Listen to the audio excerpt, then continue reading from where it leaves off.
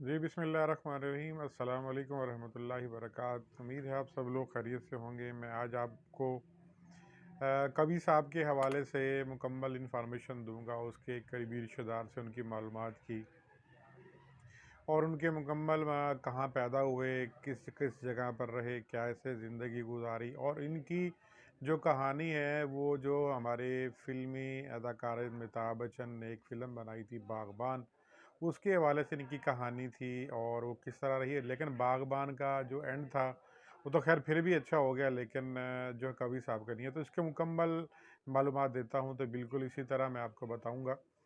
तो बिस्मिल्लाहिर्रहमानिर्रहीम। कवि साहब जो है ये इंडिया में पैदा हुए और 1942 में, लोग कहते हैं कि 1942 में पैदा हुए, कुछ लोग कहते हैं कि 1932 में पैदा हुए। तो तकरीबन 85 साल से 90 साल के करीब इन्होंने ज़िंदगी गुजारी और 7 साल की उम्र में इन्होंने जो है अपना रेडियो पर काम किया, क्योंकि जब ये इंडिया से शाहकोट से शाहपुर से इधर आते हैं पाकिस्तान में, जब पाकिस्तान आज़ाद होता है, पाकिस्तान बनता है और पाकिस्तान में लोग आते हैं, तो फिर ये वो सब के सब लोग जब इधर आए तो ये सीधा पेशावर के एक गांव में चले गए, वहाँ गांव में रहे। और कवि साहब के जो वालिद साहब का नाम था नकई साहब था, और नकई खान और यूसुफ ज़ई पठान ये थे। और इनके वालिद साहब जो है बहुत मेहनती थे, ईमानदार थे, उनका शुमार अच्छे लोगों में किया जाता था। और उनके साथ एक मस्जिद थी मोहब्बत खान के नाम से, उस मस्जिद के साथ ये थे और उस मस्जिद के साथ ही एक प्रोड्यूसर रहते थे।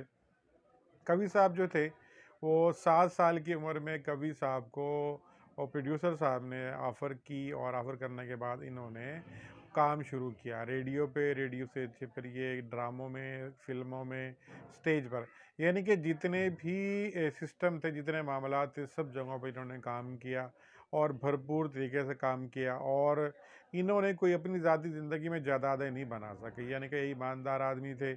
और जैसे एक इतना फेमस आदमी होने के बावजूद भी उन्होंने कोई गलत इकदाम नहीं किए, कोई इश्क मशूकियाँ या किसी भी हवाले से ऐसे जो नेगेटिव एक्टिविटीज़ में होते, किसी किस्म का भी काम इन्होंने ऐसा नहीं किया।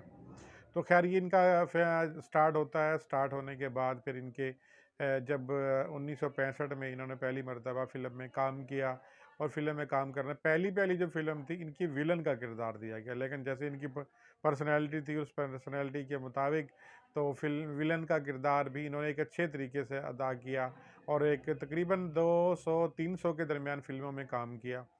और उसी तरह ही 200-300 के दरमियान में ड्रामों में काम किया, स्टेज शो भी किए, रेडियो में बहुत ज़्यादा काम किया। तो जब इनकी शादी होती है, नहीद बेगम से इनकी शादी होती है और इनकी ज़िंदगी में एक ही शादी है।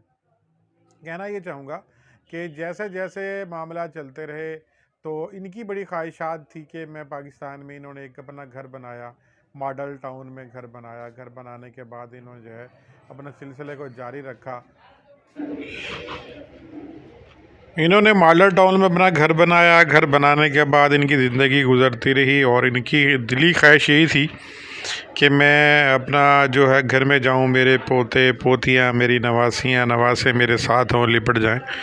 लेकिन ऐसा कुछ ना हो सका। इनकी जो वजह शोहरत थी बहुत ज़्यादा जिससे मिली, और इसमें किरदार भी इतना बड़ा नहीं था, लेकिन इन्होंने किरदार अदा किया अंधेरा उजाला के अंदर, तो इनको बहुत ज़्यादा पज़ेराई मिली वहाँ से।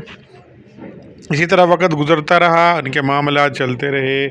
2 बेटे हैं इनके, 2 बेटियां हैं। एक बेटा डॉक्टर है और एक बेटा जो है इनका आईटी में है, और दोनों कनाडा में सेटल हो गए। और इनकी जो बेटी हैं दोनों ही लंदन में, उनकी शादी हो गई। लेकिन आखिरी वक्त में क्योंकि ये कैंसर के मर्ज़ में मुबतला थे, इनको अंदाज़ा ये था कि मैं कुछ दिन का ट्रीटमेंट हो जाएगा और पाकिस्तान चला जाऊँगा, और इनकी दिली ख्वाहिश भी ये थी कि मैं पाकिस्तान में चला जाऊँ। लेकिन ये पाकिस्तान में नहीं आ सके। बस ये पाकिस्तान में अब इनका बेचारे की फौत हो गए और इनका अब जनाजा यहाँ पढ़ा जाएगा। अब इनका नसीब वहाँ लिखा था। तो खैर बागबान फ़िल्म का जो एंड था वो तो अच्छा हुआ, तो उसकी औलाद उसके ज़िंदे होते रहेगी, लेकिन इसके साथ अच्छा ना हो सका। तो ये सूरत हाल रही कवि साहब की। और आखिरी दिनों में ये रेस्ट हाउस में रहे। मलिक सफदर थे, इनके बेटे बने हुए थे। पहले उनको ये किराया पे करते थे, लेकिन बाद में ये हुआ कि ये उनका बाप बेटे का रिश्ता बन गया।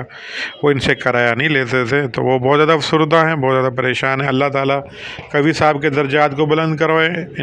इन्होंने अपनी ज़िंदगी है बहुत अच्छी गुजारी, अच्छे मामलात गुजारे और अच्छे माहौल में रहे।